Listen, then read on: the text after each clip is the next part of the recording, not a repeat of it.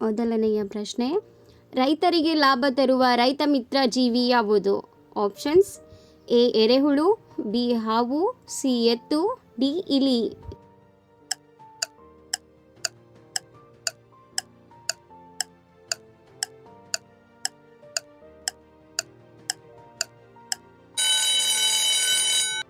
ಇದಕ್ಕೆ ಸರಿಯಾದ ಉತ್ತರ ಆಪ್ಷನ್ ಎ ಎರೆಹುಳು. ಮುಂದಿನ ಪ್ರಶ್ನೆ, ಕಂಪ್ಯೂಟರ್ನ ಮೆದುಳು ಎಂದು ಯಾವುದಕ್ಕೆ ಕರೆಯುತ್ತಾರೆ? Options: A CPU, option B printer, option C keyboard, option D monitor.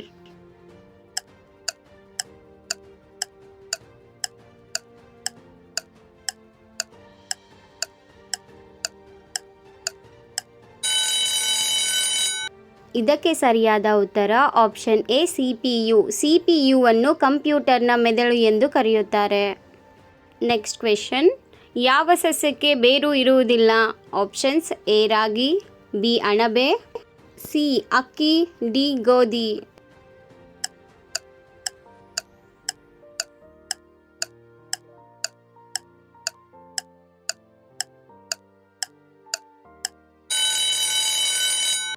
ಇದಕ್ಕೆ ಸರಿಯಾದ ಉತ್ತರ ಆಪ್ಷನ್ ಬಿ ಅಣಬೆ ಸಸ್ಯ. ಮುಂದಿನ ಪ್ರಶ್ನೆ, ಯಾವ ಕಾಯಿಲೆಯಿಂದ ಬಳಲುತ್ತಿರುವವರು ಆಲೂಗಡ್ಡೆಯನ್ನು ತಿನ್ನಬಾರದು? ಆಪ್ಷನ್ಸ್: ಎ ಸಕ್ಕರೆ, B allergy, C malaria, D ಅತಿಸಾರ.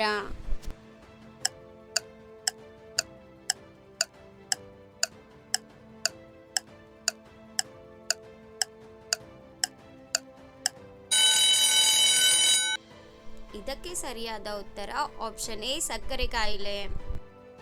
ನೆಕ್ಸ್ಟ್ ಕ್ವೆಶನ್, ಯಾವ ಸಮಯದಲ್ಲಿ ನಡೆದರೆ ಸಕ್ಕರೆ ಕಾಯಿಲೆ ನಿಯಂತ್ರಣಕ್ಕೆ ಬರುತ್ತದೆ?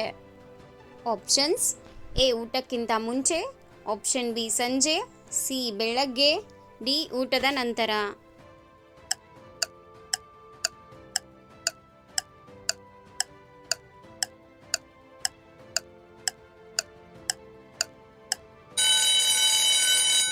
ಇದಕ್ಕೆ ಸರಿಯಾದ ಉತ್ತರ ಆಪ್ಷನ್ ಡಿ ಊಟದ ನಂತರ.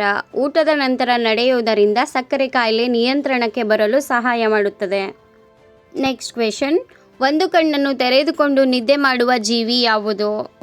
ಆಪ್ಷನ್ಸ್: ಎ ಇಲಿ, B penguin, C dolphin, D ಬೆಕ್ಕು.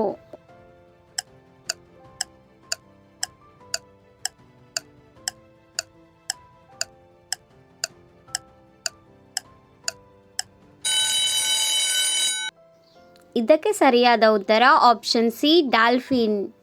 ಮುಂದಿನ ಪ್ರಶ್ನೆ, ಮಧ್ಯಾಹ್ನ ಮಲಗುವ ಅಭ್ಯಾಸ ಯಾವ ಸಮಸ್ಯೆಗೆ ಕಾರಣವಾಗುತ್ತದೆ?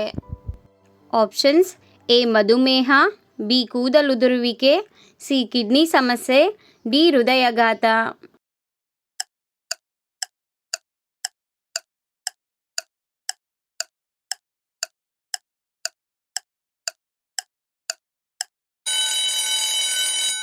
ಸರಿಯಾದ ಉತ್ತರ ಡಿ ಹೃದಯಾಘಾತ.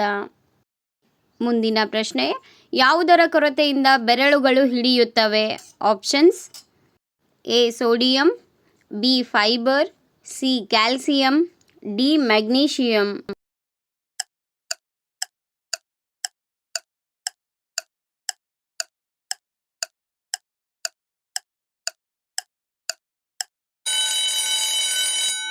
ಸರಿಯಾದ ಉತ್ತರ ಆಪ್ಷನ್ ಡಿ ಮ್ಯಾಗ್ನೀಷಿಯಂ ಕೊರತೆಯಿಂದ. ನೆಕ್ಸ್ಟ್ ಕ್ವೆಶನ್, ನಮ್ಮ ದೇಹದ ಯಾವ ಭಾಗವು ಹುಟ್ಟಿನಿಂದ ಸಾಯುವವರೆಗೂ ಬೆಳೆಯುವುದಿಲ್ಲ?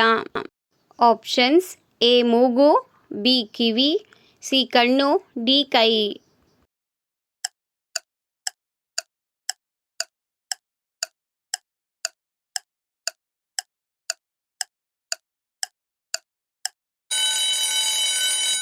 ಸರಿಯಾದ ಉತ್ತರ ಆಪ್ಷನ್ ಬಿ ಕಿವಿ. ನೆಕ್ಸ್ಟ್ ಕ್ವೆಶನ್, ಅತಿಯಾದ ಬಾಯಾರಿಕೆ ಯಾವ ಕಾಯಿಲೆ ಸೂಚನೆಯಾಗಿದೆ? ಆಪ್ಷನ್ಸ್: ಎ ಮಧುಮೇಹ, ಬಿ ರಕ್ತದೊತ್ತಡ, ಸಿ ಅಸ್ತಮಾ, ಡಿ ಕ್ಯಾನ್ಸರ್.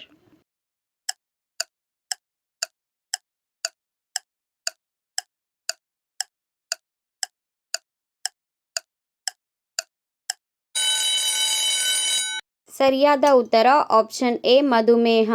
ಅತಿಯಾದ ಬಾಯಾರಿಕೆ ಆಗುವುದು ಮಧುಮೇಹ ಕಾಯಿಲೆದ ಒಂದು ಸೂಚನೆಯಾಗಿದೆ.